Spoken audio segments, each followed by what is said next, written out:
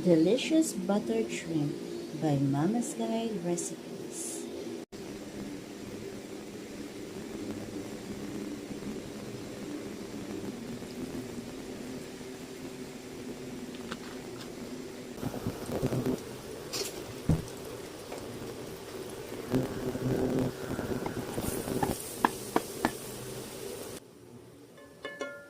There you go. Medyo brownish na yung medyo brownish na yung garlic natin at 800 watts. Pero tinataasan ko siya paminsan-minsan sa 1000 watts para medyo bumilis yung garlic. We can add the shrimp now and cook it at high temperature hanggang maging orange. Yes.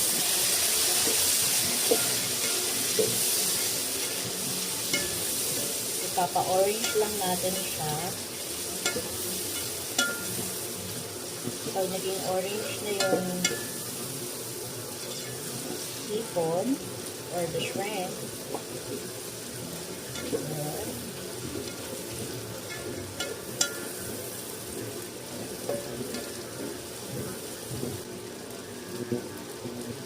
then we will add the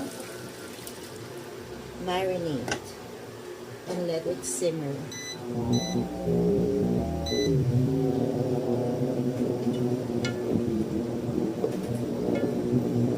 Simmer natin siya like basil or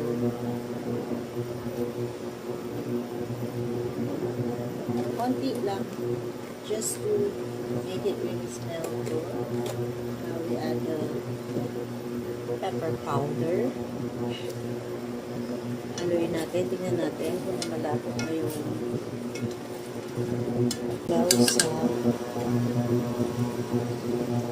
lulaw sa cold water.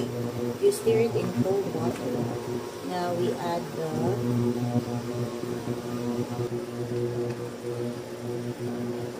1/4 teaspoon lang or 1/4 teaspoon lang. Ngayon eh. So,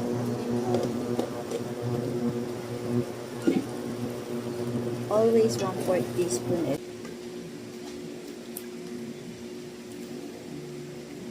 Kailangan ko natin siyang isalin sa tasa para hindi ma-overcook sa happy cooking and enjoy. Bye!